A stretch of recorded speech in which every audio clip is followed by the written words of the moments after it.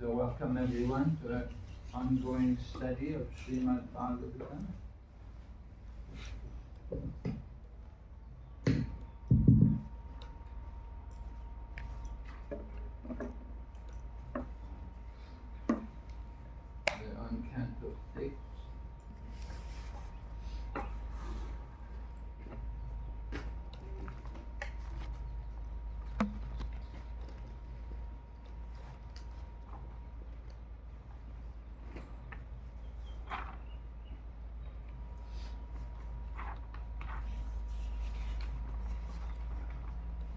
And we heard yesterday how Maharaj, we heard about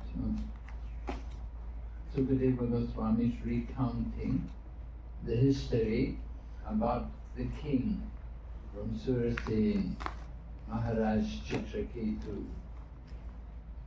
And he was telling how Chitraketu very badly wanted to have a son, and then by the grace of Angira, he got the son who would bring him some jubilation and also cause him lamentation. So he is called Harsha Shok. And so we heard how the boy died because of poison given to him by the co-wives who had been neglected by Maharaj Chitraketu. Because they didn't have any son, he was so enamored by the wife who gave him a son, he neglected all the other wives. So they poisoned the boy and the child died. And when the child died, then the king was naturally broken-hearted. It was very painful for him. And he greatly lamented, actually everyone in the palace lamented. And then Angira came back again with Narada Muni. And Angira began to instruct Maharaj Chitraketu about transcendental knowledge, explaining to him the difference between the body and the soul. Right? What were some of the examples which he had given? Yes? He said that you, your ministers, your family members, it's all temporary situation. They did not exist in the past, they will not exist in the future. Similarly, it's like a dream state. So do not think that these relationships are permanent. You are lamenting for your dead son, but this relationship is not permanent. Yeah, like a dream, that was one example. Like a dream is like a tiger or snake. Before dream, the tiger or snake was not there. And while dreaming, you see the tiger or snake. And even after dream is over, you wake up. That time also. Okay. Yeah. Yeah. He said, "Oh, I've had so many mothers and fathers. Which one are you? Which father are you?" Okay. That was told by the Huh? Angira's instructions. Angira's instructions were discussed. Yes. Mm-hmm. Anything else? All these are mental concoctions only. Yes. Then the sapa is the mind creates the threefold miseries: Adhyatmik, Adi Daimik, and Adi Bhautik. You also said that nothing is our control. Sometimes there is a barren woman and a sterile important father. Still they have a child. Yeah. And sometimes it's opposite of that. Mm. So it's not under control. Yeah. Sometimes seed produce. Like seeds. Yeah, right? seeds. Yeah. And a real position of the position is Nitya Das, Krishna Nitya Das.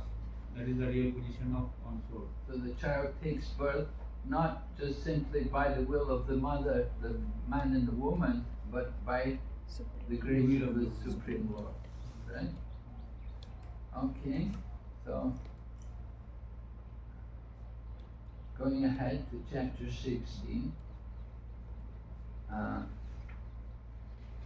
After giving the king transcendental knowledge, Maharaj Chitraketu was very receptive. He was in so much distress, but he heard Angira and he was appreciating. And they then the sages, Narada and Angira, they told Chitraketu that actually you're an advanced person. You're actually quite advanced from your past. Somehow they knew something about the king. Of course, just to be born in a position to be the king, especially he was the king of the whole world, right? And 10 million wives. Huh? 10 million wives. Yeah, so he must have had some kind of past, to put him into that position. In order to get that position with so much opulence and so many people serving him, he must have had some good past. At the same time, there must have been something that he's not getting a son, he's not able to enjoy it. Anyway, they told him that you shouldn't lament for what's temporary. That the son and the relationships we have with the material bodies is all temporary. And then Narada said, I will give you a mantra. Narada said he's going to give him a mantra. And by the power of that mantra, 7 days. 7 days. yeah, You will see the Lord in 7 days. right. And this mantra had been chanted by demigods like Lord Shiva. They'd all used it to take shelter of the lotus feet of Lord Sankarshan. So, we're going to hear about the mantra today. Let's see, text 1. Narada, first of all, Narada Muni brings the dead boy back to life. Right? People like to hear philosophy from children. It has a very powerful effect on them. And sometimes we do that also in our temples. We'll have young children come and speak. Do they do that in your temple? Do you have children speak? Yes. In Chowpatty, I think they do it sometimes. They have these children. They're, good, pretty well-educated children, and they can come forward and they can talk for a little while, and they can give, and they give the children a chance, to do things like maybe once in a month or something. A child will give talk. So anyway, people like to hear from children. They'll pay much more attention to the child speaking than to any, ordinary brahmachari, sannyasi, whatever.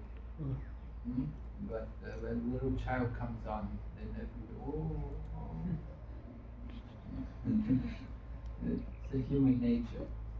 So Narada brought the dead son into the vision of all the lamenting relatives by his mystic power. Actually, they say Narada himself entered into the body. So, something like that. Who said? Huh? Who said? In the text it says like That also you can do.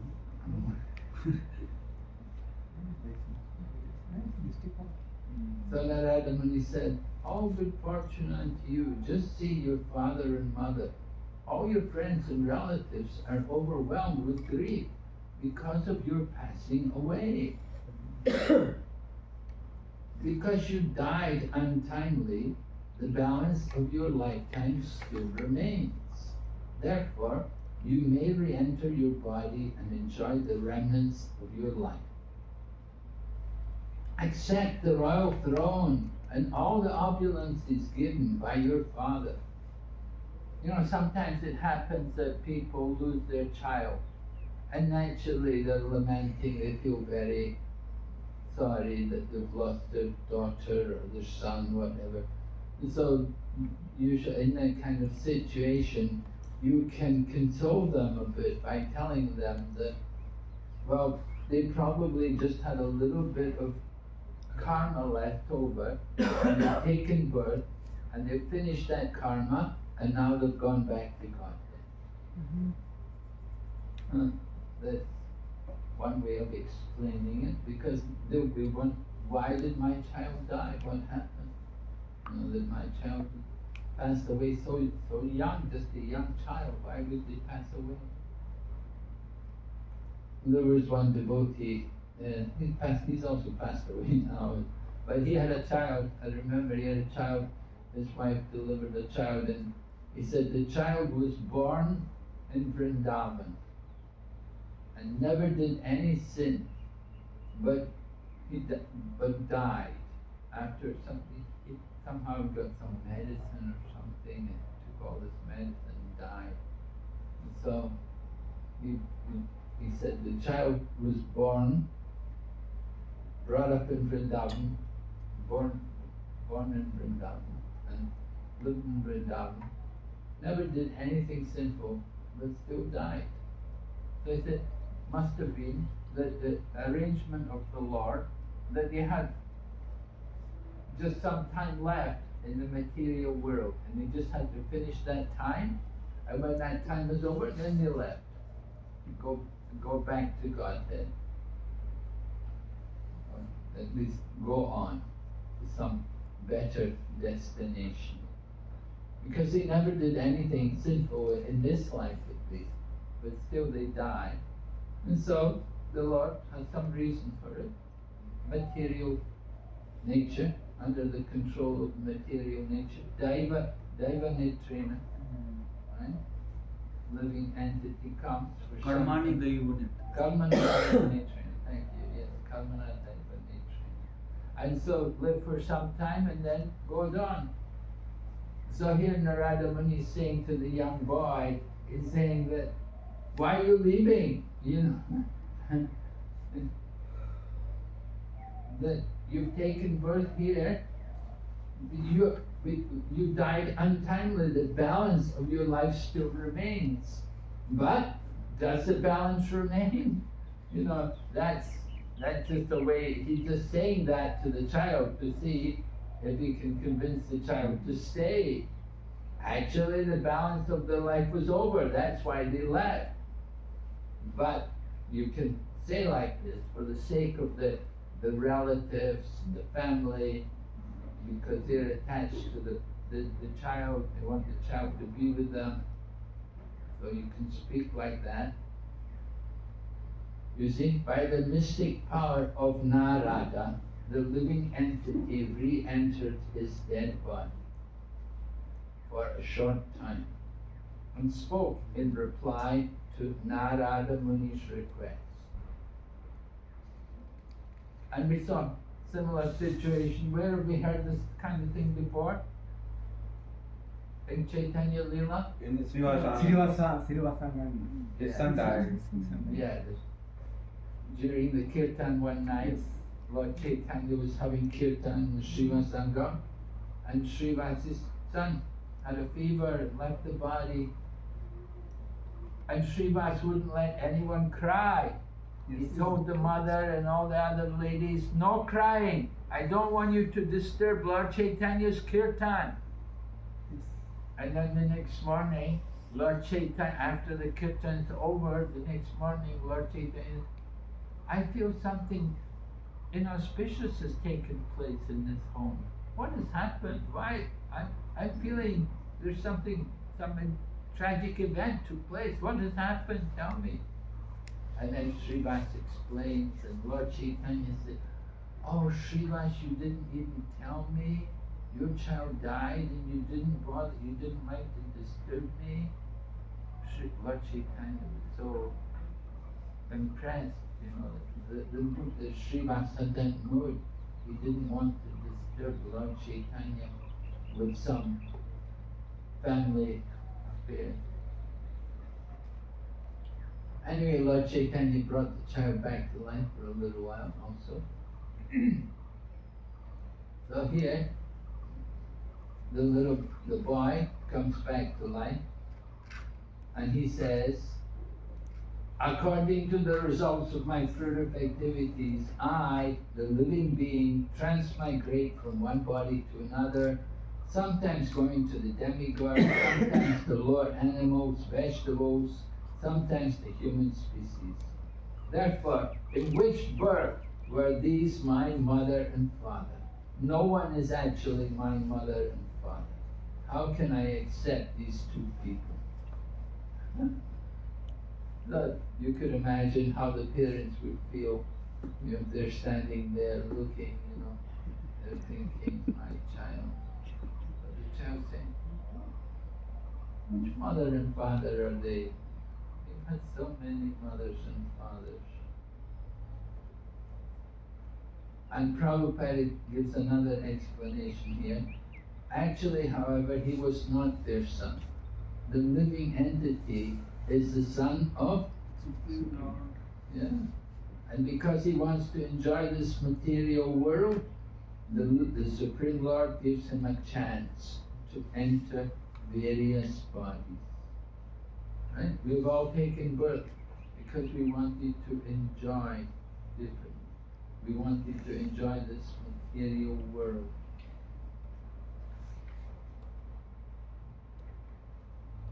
So this is the words of the child.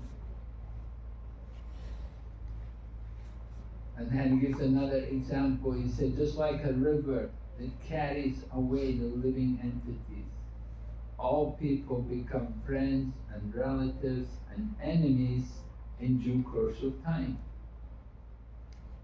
They act neutrally, they mediate, they despise one another. No one is permanently related. So then Prabhupada says, Maharaj Chitraketu was lamenting for his son, who was now dead, but he could have considered the situation otherwise, right? What could he have considered? What could he have thought? Huh? He could have thought, enemy. was my enemy in my last life. And now, having appeared as my son, he's prematurely leaving, just to give me pain and agony. One man came to Prabhupada. He had a son who was, born with some disordered brain. The brain was not normal. Down syndrome or something like that. So anyway, the man came to Prabhupada and he said to Prabhupada, why is my son like this? And Prabhupada said to the man, he said, in your last life, this boy was one of your business associates, and you took money from him. You did not pay him back the money. So he had bitter feelings towards you. So he has come like this, just to give you pain and suffering. It's a similar thing, just like what Prabhupada is saying here. The boy could have been your enemy in the last life. So he just took birth in your family just to give you pain and agony. In that case, even the jiva, who's come as a son, is also going through a lot of hellish conditions, right? I mean, he's not able to do anything with his body, or not being able to sort of be himself. Or Not normal, yeah. yeah. Well, what is normal? What is normal? That's a $1 question. It's all suffering in this world anyway, right? I guess the desire to take revenge was stronger. Yeah. Isn't it? Now, many people, you should not win. Ah. I may lose. I can suffer a lot, but you should not win.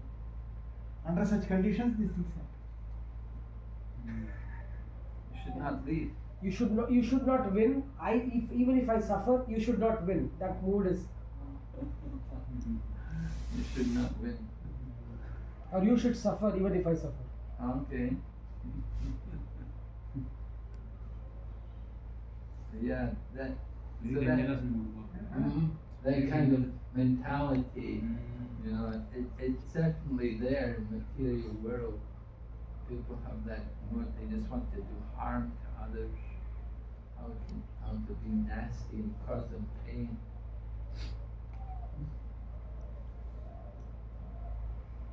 So, another example is given. Gold and other commodities transferred from one place to another. Just like the living entity is moving through one body to another. So the same way somebody gets the gold and then they sell it. and somebody else gets the gold. Or somebody steals the gold from them, and they get the gold.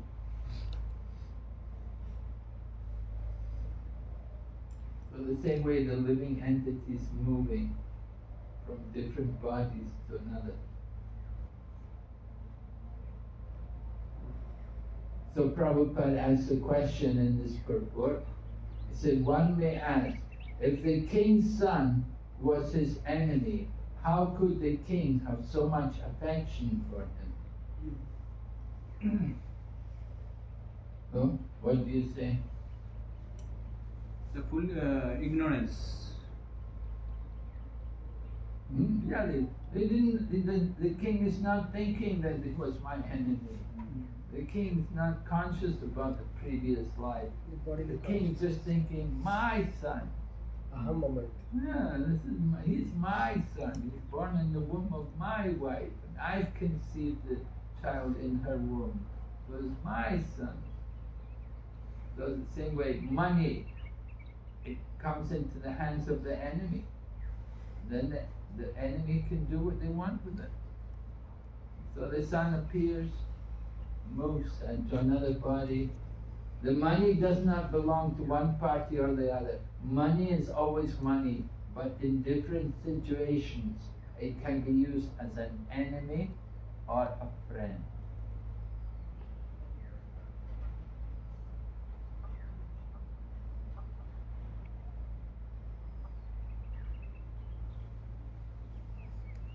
So the laws of nature causing everyone to move into different families, just like commodities are purchased and sold. So it's the arrangement of material nature. It has no meaning. It is called delusion.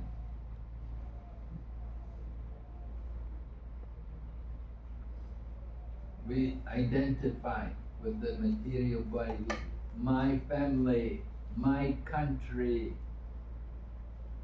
India is great. We are all brothers, you know. You feel pride, national pride. And the politicians, of course, they encourage that kind of pride in the nation. You're proud of your country. When they had the war, the Second World War, the UK was at war with Germany. That time there was this politician, his name was Churchill. So he did. Everyone should do their duty. Everyone is expected to do their duty for their country. National pride. And when the country does good, then everybody rejoices. When France won the World Cup, the football contest, the French people were so happy, they were rejoicing for a week. They didn't go to work for a week, they were all celebrating and drinking so much, and they were so proud that their team won this competition to play football. This kind of thing, national pride. We identify with the material body.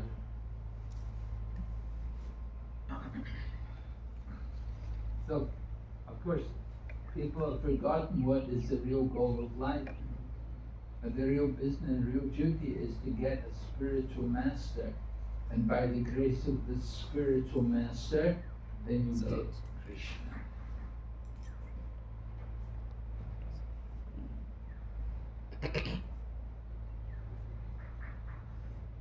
So, describing more about the movement of the living entity. We gave different examples. They give the example about the gold commodity, and here they give example about the sold animal. Just like an animal may be in the custody of someone, and then it's sold to someone. Maybe cows, or buffaloes, or goats.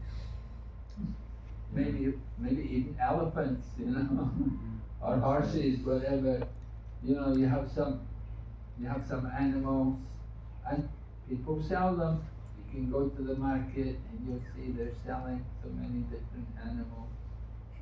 So as soon as the animal goes away, as soon as it's sold, the person who had it before, he doesn't think, oh my donkey, or my dog, or whatever. No. They're happy to get rid of it, yeah? As soon as the animal is in his possession, the man who's got it, he has my donkey, my animal. And but when they sell it, then no more feeling for it anymore. So that the whole relationship with the animal is very temporary. So we should understand like that. Mother and father, brother and sister, children, it's just like that. Just like you have an animal.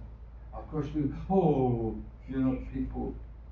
common people won't like that too much. And they won't like to hear that their relationships with the family are compared to relationships with an animal. Not very, you have to be careful who you preach this to, you know. You try to tell people, you know, if somebody's just lost their child, then they'll certainly be feeling very grief-stricken. And if you try, oh well, it's just like you had a dog in the market, you know, they'll hate you, you know, they'll think, what kind of person is this? Anyway, it's an example, you know. Old people can appreciate. Older people, they are able to appreciate. Older people, yeah. Because their sons or daughters, or sons especially, they don't listen to them, and then they feel that it's like animal only. Yeah. Yeah, older people, they have more experience of the world. So they're more. It's difficult to generalize like that. Older people are more experienced. I've seen older people who don't have this kind of knowledge or experience, more attached. They're more Older, attached. yeah. The older they are, the more attached they are. That's true. Not everybody. Some older. Wisdom is not dependent on age. Yeah. Anyway, yeah.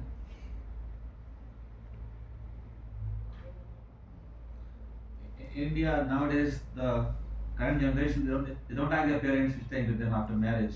The parents also don't like the children. No, especially the wife don't like to stay with the parents, the in-laws. Yeah, the girl looking for a husband, she'll want to know, have you got your own home? I'm not going to live with your parents. Yeah. She will tell them clearly like that. Yeah. Better use saffron, otherwise. Huh? Better use saffron. Even in traditionally arranged marriage, somehow after a few days or few months, few years, the son and the daughter-in-law are going away somewhere else. Well, it's very difficult. One girl I know, she got married, and it was an arranged marriage, but she was living with the family. But the problem was the mother took her just like a maid. She was the husband, the wife of her son, but she took the girl to be just like, and she had to do so many different services, Everybody else is out to work and making money, and she's just there at home doing all the cooking and the cleaning and the laundry, and just like a maid.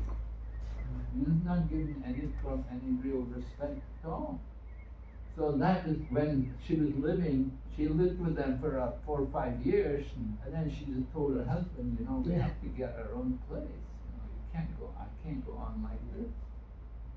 And the mother, no, Mother tried to keep, they didn't want her to go, but to stay there, you're just like a maid,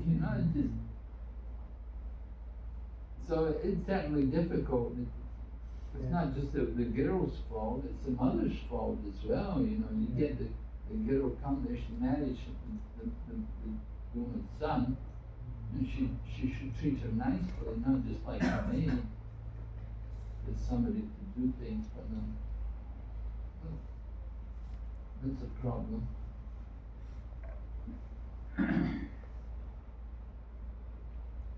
So still more on this, the Gyan, still talking more about this relationship with the bodies and how it's temporary.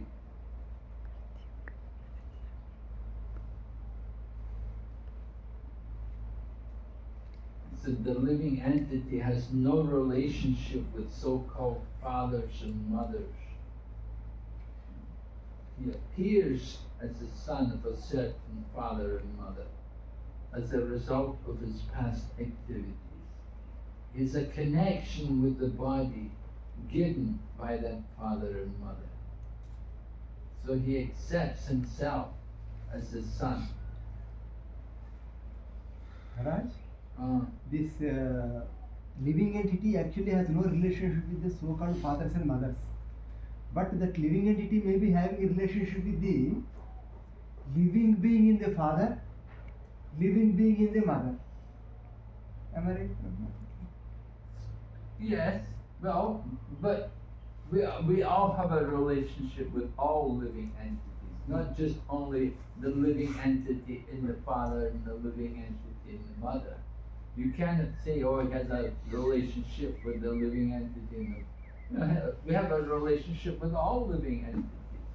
Krishna is the father and we're all the parts and parcels. All living entities. Now, if there is no relation, then how that qualities are picked up? The son gets qualities of the maternal side, daughter gets the qualities of paternal side. Like. Not specifically. Some qualities may be there. Yeah, something. That's usually why they're put into that body, because they have that particular nature. So they're put into that family, they're put into that because they had that tendency from the previous life. So then they're put into that family again. Like Ravi Shankar, you know, the famous sitarist. There was a famous sitar player, Ravi Shankar. So they said he took birth as a sitar player like 9 times. You know, he was taking birth again and again. You know, playing the sitar. And you get children, of course, they can play the piano, you know, they play the piano. Without, nobody taught them, they just sit there and get up on the piano and they start playing some from the previous life. Yeah. They've learned all this, and the memory is still there with them in the next life. And some people, of course, painting, drawing pictures, art, and some people, you know, very expert, can do very nicely. They have that skill from the past. Some kind of thing. They bring it with them from their previous life. It's not necessarily just a gift from the father and mother. I know some people who are very musical, and I asked them, are your mother and father musical? No, not at all. But they are very musical. How do they, from the previous life? They had that, some kind of intent.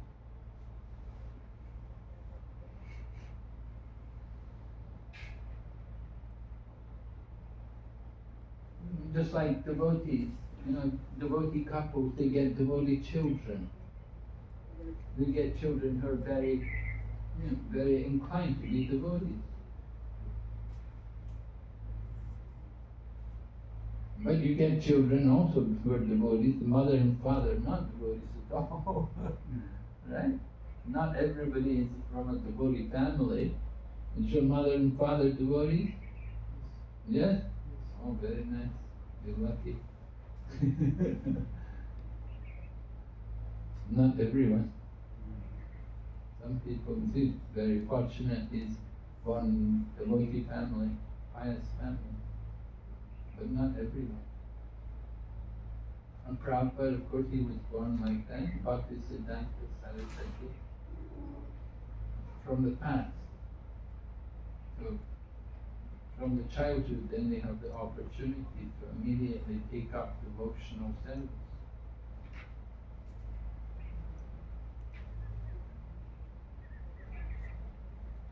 So as living entities, we're all eternal. We don't take birth, we don't die. Basic principle, we don't belong to the bodily category. And then here they're comparing the living entity to the Supreme Lord. Equal in quality to the Lord, but we are very small. He's very great. We are very small. And we are prone to be illusioned by the external energy. Is the Supreme Lord ever illusioned? No, he's never illusioned. And he creates various bodies for himself according to his different desires. Maharaj, I have one question here. We hear about the original sin, Mool Paap. That we envy Krishna and then we come here to material world. That Mool Paap, every soul is spiritual in nature, and then where we got this envy suddenly? Is it because of we prone to Maya and then Maya affected us? Yes. Yeah, the material energy. If we put ourselves under the material energy, then certainly we'll be influenced in these kind of ways. Envy. We look at others and we think, oh, why they got this, why they have so much money, I don't have the money like them. Or they're so lucky, I'm not so lucky. You know, we start to contemplate things on the material platform. Yes, we put ourselves under the material energy, then these kind of things will come. Right? We're Tatastha Shakti, so we have the free will. We can choose to be either under the material energy or the spiritual energy. So if we're thinking about enjoying the material world and the material energy, then we will think, we'll be influenced by the material energy. And we'll have these kind of characteristic traits. Envy will be there. And so many other things which come.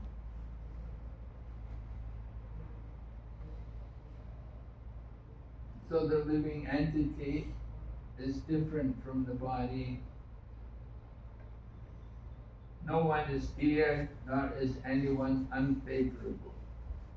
He makes no distinction between that which is his own and that which belongs to anyone else. He is one without a second. He's not affected by friends and enemies. He is an observer, a witness of the different qualities. Prahlad Maharaj was telling his father Hiranyakashipu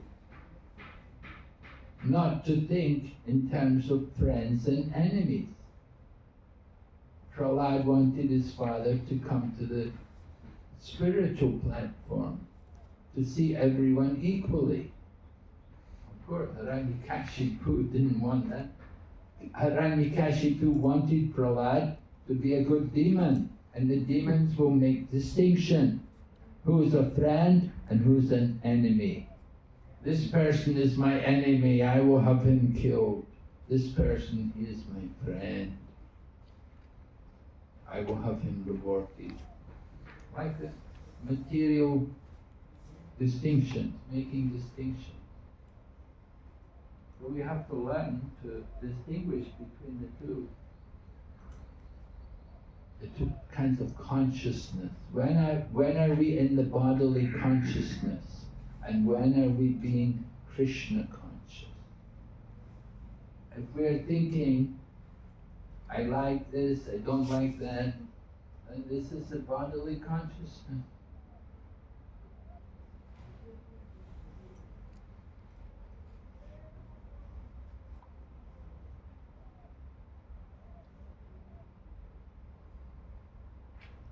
So Prabhupada quotes many different verses from Bhagavad Gita to help us understand the qualities of the Supreme Lord and the qualities of the living entity. Right? the Lord has no enemy or friend, but He likes the devotees. He's always eager to help the devotees.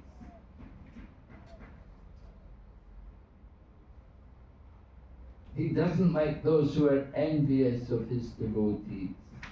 The Lord protects the devotees, and the Lord sometimes kills the enemies of the devotees. Just like Hiranyakashipu was killed by Lord Nrsimhadev. So the Lord witnesses the activities of the living entity, and we get the results of our actions. If we do sinful activities, we get the results. And the Christian Bible says, as you sow, so shall you reap. You know that? Christian Bible? As you sow, so shall you reap. You reap just like we reap the mustard seeds here from the field. We planted mustard seeds and we'll harvest mustard seeds, right? You cannot think I'll plant mustard seeds and harvest corn or harvest rice. In China they have a similar saying. It's a law of material, law of karma. If you plant melons, you will harvest melons. And if you plant beans, you will harvest beans. Everyone knows these things. It's a common thing in Chinese. In Hindi, they also say, "Jaisa karega, aisa parega." Yes. Right? Jaisa boega, waisa paega. And Bengali, is it? As you sow, so you reap. Same. Yeah, same thing. It's there in Chinese, it's there in the Bible, and it's there here in India. Also, the same thing. Law of material nature. Yeah, we get the result. So, of course, people will say, I never did anything to deserve this. How do I get this? So, what do you say? They're looking at one lifetime only. They do not know that it has come from previous birth. Yes. Yeah, you don't know. Everybody thinks I'm a good person. I'm a good.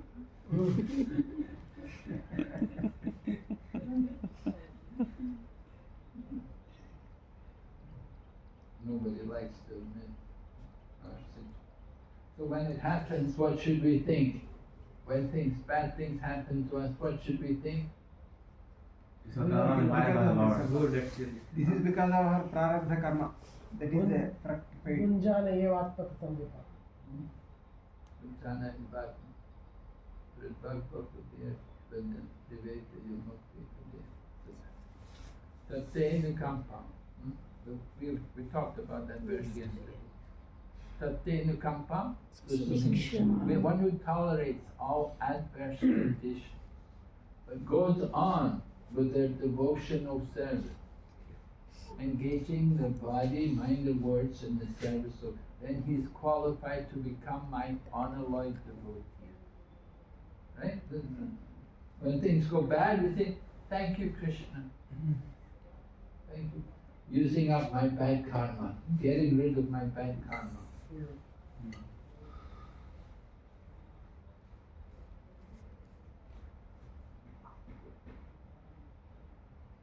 So talking more about the Lord, He's the supreme controller, He's not affected by duality, He's neutral. One should not be affected by lamentation. Conditioned soul has friends and enemies. But the Lord is always transcendent. For Him there's no duality. He is neutral, just like the judge in the court. When people come, the judge may punish one man and he rewards another. So the man who gets punished, he may say, why you're rewarding him? Why are you punishing me? Oh, you get the results of what you've done, you know.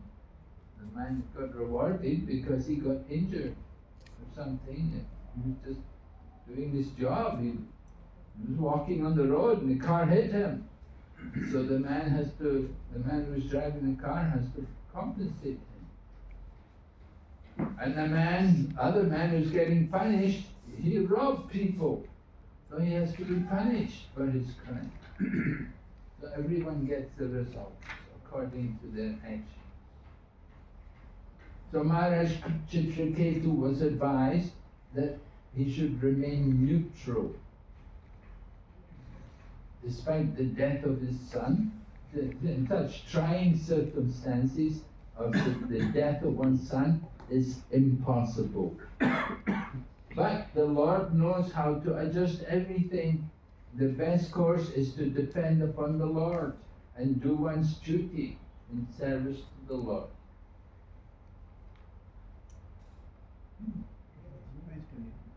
So, Karma Yoga. Mapali Shuddhadachana, right? Not attached to the results of one's work. Just depend upon Krishna. So that the conditioned boy, the soul, the jiva, had been brought back to life, and he had been speaking about talking all of these things. So Maharaj Chitraketu and the relatives, they've been listening, and what will they think? That, wow, just see, this boy, he's talking like this. He said we're not his mother and father, and he said just like he sold some goods, now it's in somebody else's possession, or the animal is taken to somebody else now. So that the son was talking like this way, and so this way the mother and father, Maharaj Chitraketu and Krita Jyoti, they're astonished, and naturally their minds their lamentation will be stopped, and all the people in the palace, the relatives, they're all completely silenced, and their attachment is greatly changed. They give up the lamentation. So that's good. Just like when somebody leaves the body, after somebody departs, they'll have the devotees come, and we will do some, have some kirtan, and we'll do a little preaching, right? What are you going to preach about?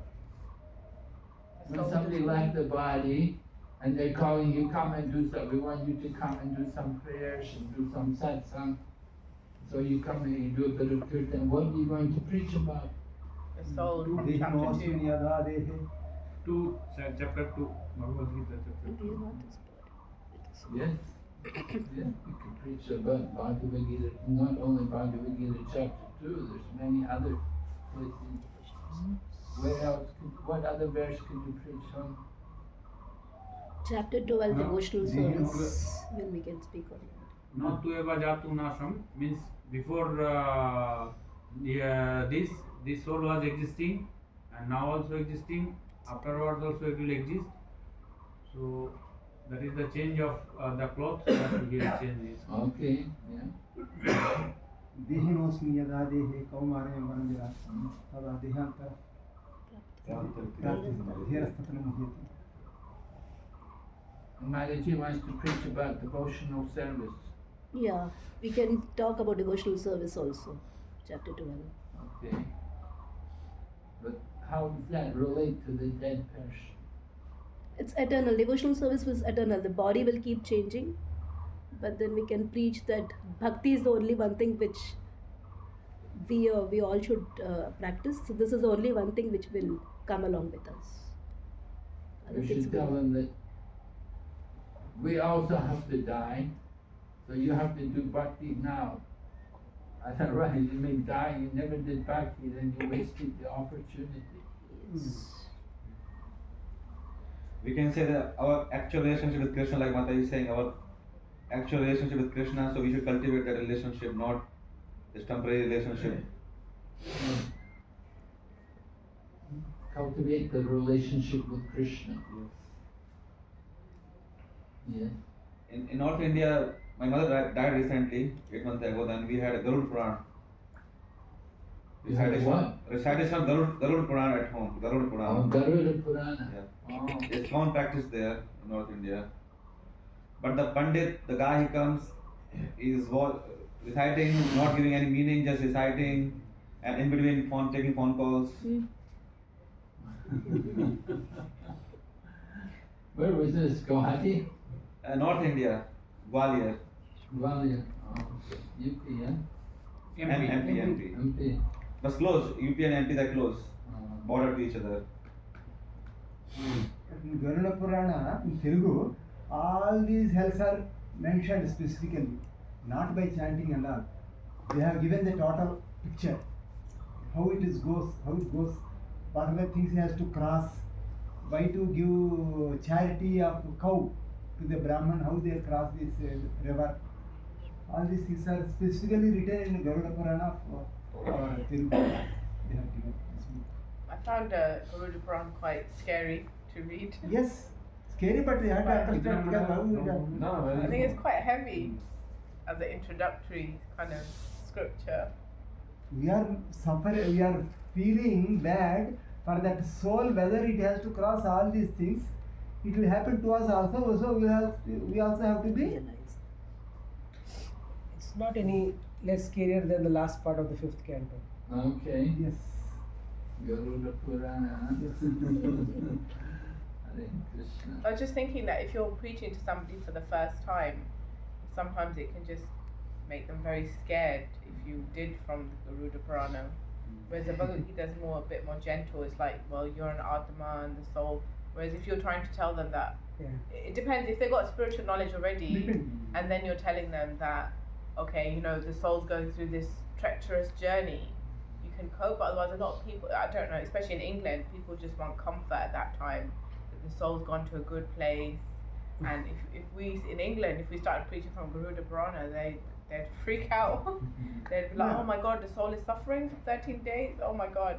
So we say it's a soul, and whatever you do for 13 days, do lots of kirtan, do lots of bhajan, feed the devotees, and everything is going to feed that soul is being done. Not to frighten, only things, facts are told at different times as they receive things. Yeah, true. Accordingly, we have to tell that. Yeah, true. We would like to bring people to Prabhupada's books. We try to introduce Prabhupada's Right. books. It's better to read from Prabhupada's books rather than to come up with something like the Garuda Purana, you know. Better you stick with one of Prabhupada's books, which are more written for the ordinary people, you know. Yes. Because you don't know what's going to be in that edition of the Garuda Purana. You don't know how bona fide it will be also. So much better you hear from Prabhupada. Last September, Maharaj, I went to Assam for this purpose only. So I was given a chance for on Mataji, she died. So I was given the chance for speaking. I started with that who are all there present when she was dead, and who are all went for cremation. This I started in that way, that I said, if you are present there, that body was there. That means what is the thing? It is not there. Where she has gone, what it is actually. In that I started, and I started the 2.12. Dehinosmi Jatha De, as I said. So mainly I spoke about that to a second chapter only. And I finished with that property, as Prabhupada said in that different purpose, that now this function you are doing, what purpose, what we can, which way we can help her. She has kept some money, properties, and if you misutilize that one, and that karma goes to her. If you don't use in the Krishna service, so she has to take that karma, because it is her money. So you have to, that money what she has kept left, you have to utilize it for Krishna service. Then only you can do justice for her. Wherever she is, so she gets that Agyata Sutriti. In that way I speak. So did you give the money?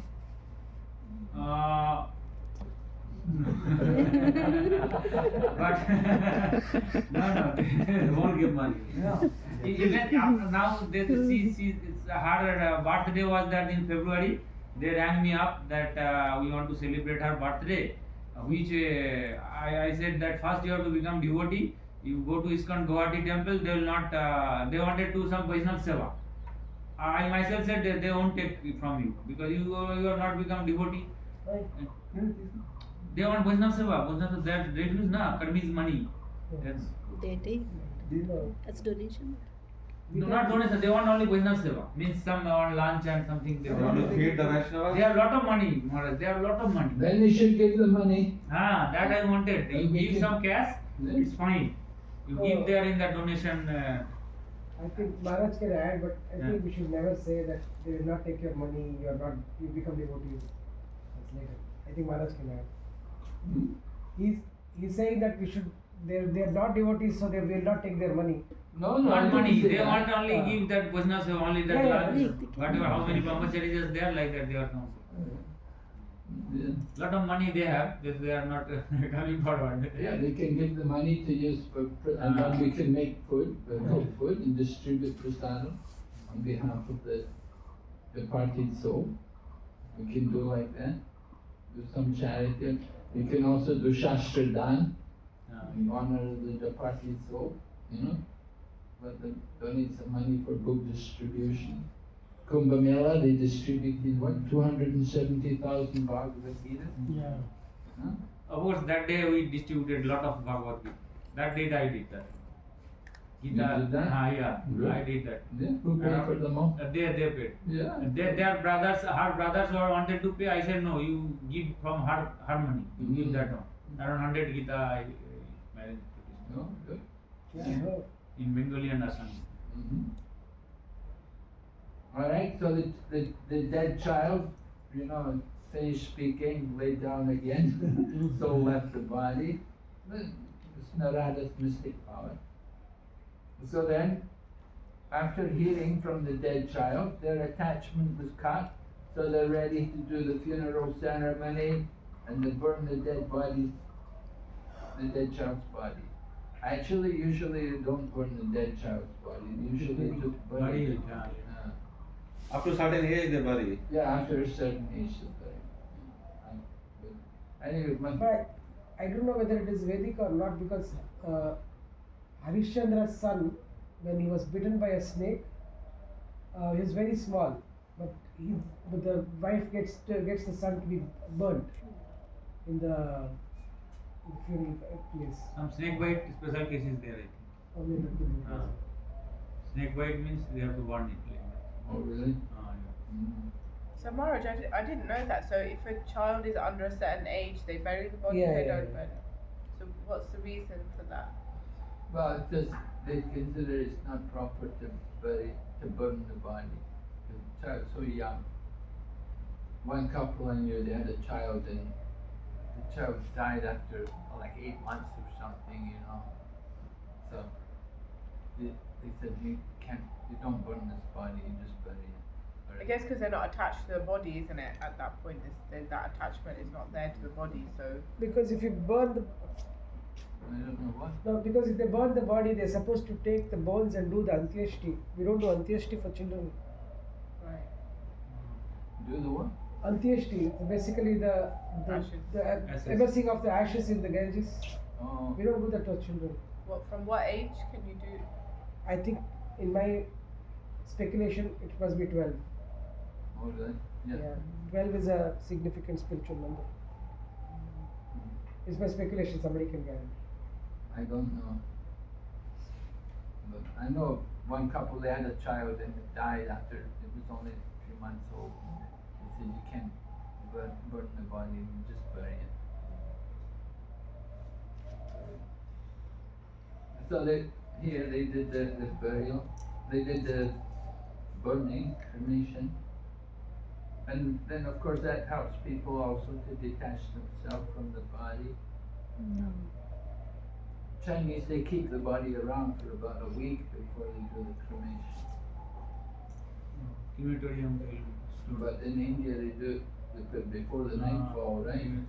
During the day, you should do it before the nightfall. Sometimes they also wait for relatives. That's very rare. 1 or 2 days they wait for relatives nowadays. Not 2 days, 2 nights never go. Maximum 36 hours. Never would allow. Never there are 2 nights.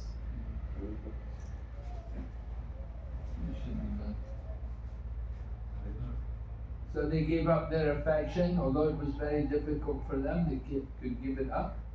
And the co-wives also who had poisoned the child, they were also very ashamed, and they lost all their bodily luster.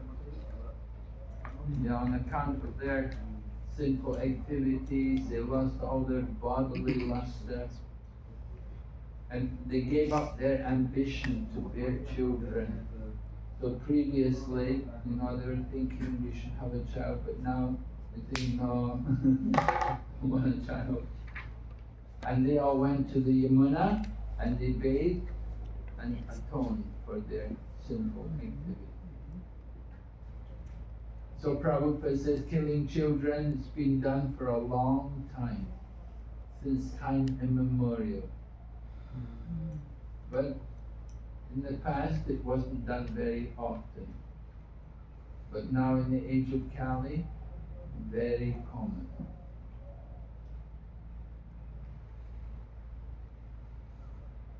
And Prabhupada said, any woman who has ever performed such an infamously sinful act must atone for it. But no one now is doing that. Nobody does atonement for it. They just say, oh, it's normal. And some people, there was somebody, 9 abortions. Incredible. What they go through. Maharaj, in my village, my father's time, there was only one girl in the whole village. They killed all the girls. Not by abortion, just by putting tobacco in the mouth and suffocating the girl.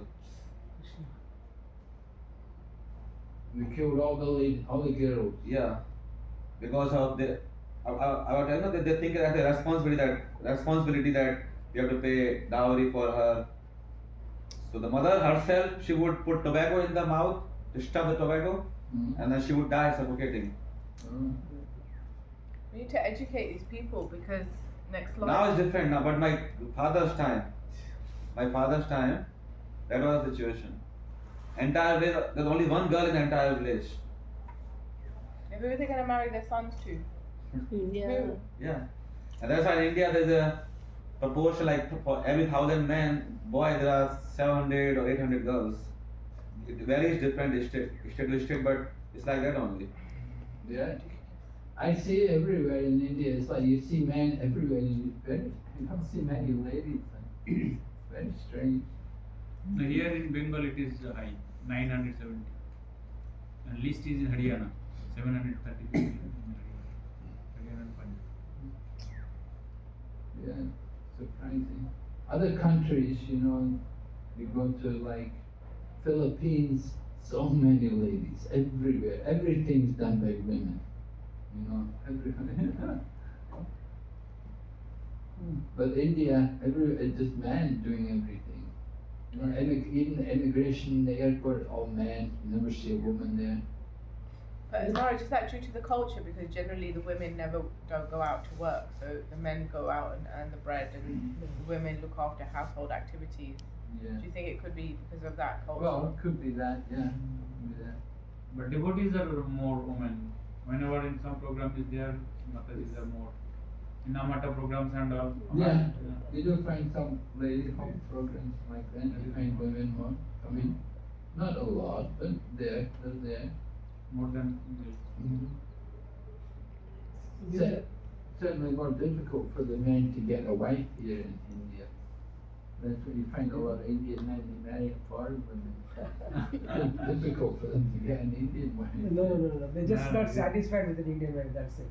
It's not like it's not possible. It's a prize to get a foreign woman. It's a prize to get. Actually, women seem to be more number of devotees because we were planning for a building yesterday, and then we got data saying that there are more number of women who come into ISKCON temples. So we're making more facilities for women toilets than men toilets. So women seem to be statistically more. Uh-huh. Yeah. I I've never noticed that. When you look around, people walking around the temple, I don't see more women than men. I observed it. I think it's. I don't know how. I mean, definitely, women take longer to go to the women than the men. For the men, it's a quick thing, but for the women, it's a bit more difficult. Also possible. That's one of the problems. Okay. So sinful activities. One should atone for sinful activities by taking Krishna consciousness very seriously. And one should not commit sinful deeds again. That is nothing. So they were enlightened. All the family members were aware of spiritual knowledge. And Maharaj Chitraketu came out of the dark well of family life. Right? So, then what happens? The king takes his bath and he offers obeisances to Angira and Narada, and he's ready. Maharaj Chitraketu is a self-controlled devotee, surrendered soul, and so they're going to give him some instructions, going to give him some mantra to chant. The mantra, I think it's about 8 verses here. You can see it begins Om Namastubhyam Bhagavate Vasudevaya Dhimahi Namo Sankashanaya Cha. But, if you want to be like Chitraketu Maharaj, you can chant this mantra. Don't drink, don't eat for 7 days. Just chant this mantra. So you can see the first verse of the mantra. Different names of the Lord. Vasudeva, then the Chaturvyuha, Pradyumna, Aniruddha, Sankashan.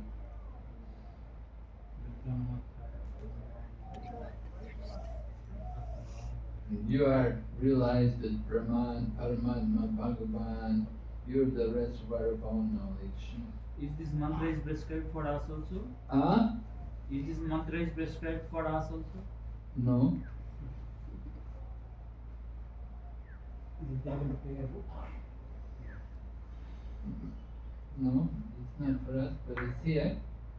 So anyway, the mantra is there. We're giving this mantra, 8 mantras. We chant. We have our mantra. We have Om Namo Bhagavate Vasudevaya.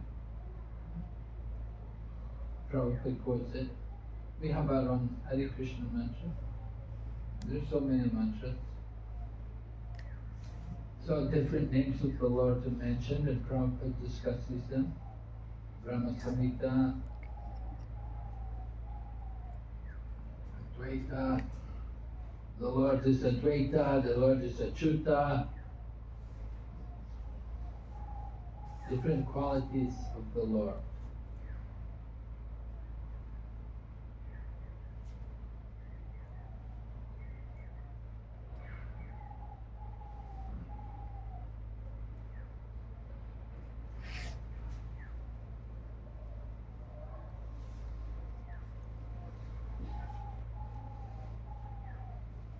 So Prabhupada says, the idea that Krishna's body is like ours is a misunderstanding. In other words, people think that Krishna's body and soul are different. Are they different? No. No. There are no such differences for Krishna. His body is full of knowledge. But we receive material bodies because of a lack of knowledge. Prabhupada is referring to this Vice President of India. He spoke like that. Radha Krishna. Radha Krishna. When Krishna says, surrender unto me, he says, surrender unto the inside Krishna, The one who is inside Krishna, like that you are inside speaking. us. Mm. So, Prabhupada, you can see at the end of the purport, it said, he can see with his hands and legs. He does not need a particular bodily part to perform a particular action. He can do anything he desires with any part of his body. Therefore, he is called Almighty. So that we think about that every day. Angani Yasha Shaklamandriya Bhitman. And then again, you can see the next verse, the second verse of the prayers, comparing or differentiating the living entity from the Lord. That's already been done in other places, but here again, emphasizing the difference between the living entity and the Lord. That they're different.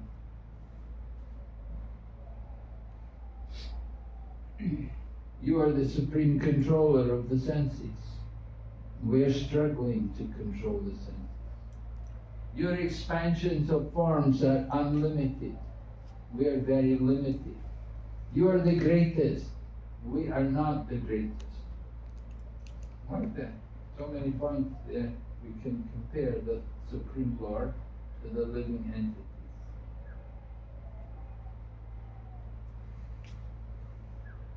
Then the next verse, the third verse, words and mind of the conditioned soul cannot approach the Supreme Lord. This is describing the impersonal Brahman. It's another of his forms. May he by his pleasure protect us. Very brief purport, the impersonal Brahman. And then, next verse about pots made of earth. After being created, they are transformed into earth again. And when broken, right? Clay pot. It's a lump of earth in the beginning, and after it's all made and then broken, it goes back to the earth. So the same way the material world is caused by the Supreme Brahman, situated in the Brahman and annihilated in the Brahman. So since the Lord is the cause of Brahman, we offer our obeisances. Lord is the reservoir.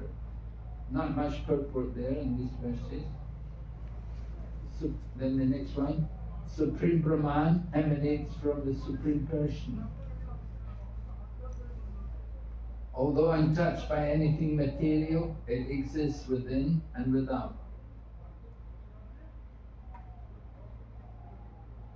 And then there's no purport there. And then another example, this one. The example is about iron. Metal, iron has the power to burn when red hot. So the body senses living force, although lumps of matter, they can only function when they have the consciousness of the Supreme Lord. Iron cannot burn without being heated. In the same way, the bodily senses cannot act unless favored by the Supreme Brahman. And then Prabhupada comments on that. And then the final verse of the prayers, describing how the Lord is situated in the spiritual planet, in the spiritual world. His lotus feet are massaged by the devotees. You are the Supreme Person mentioned in the Purusha Sukta prayers. You are the most perfect. I want to offer my obeisances unto you. Right? So this is the prayer. So the mantra given by Sukadev, by Narada, right? Shukra, Ketu. So we'll take a break and we'll come back and try to finish this chapter.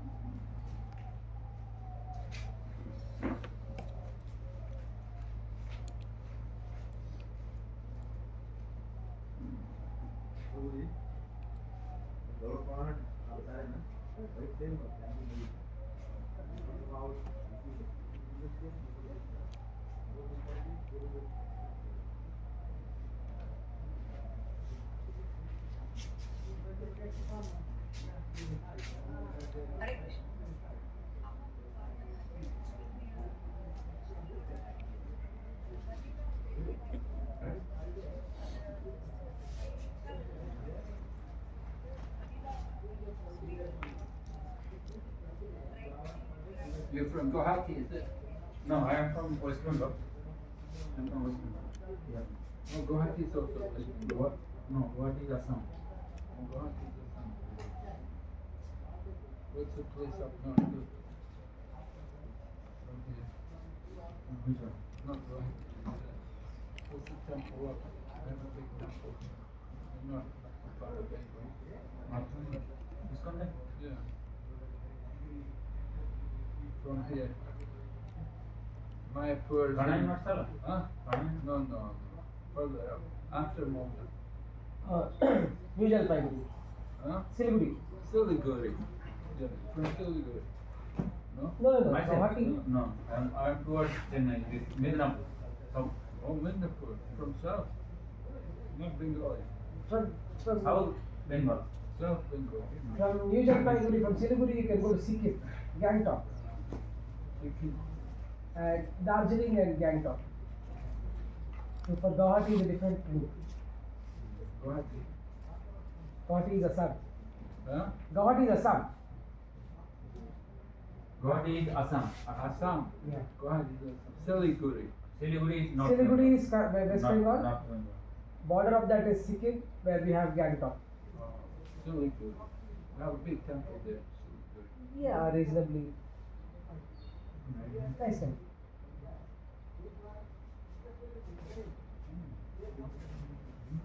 Nothing big as compared to Mayapur. Ah, Mayapur, you cannot get any help.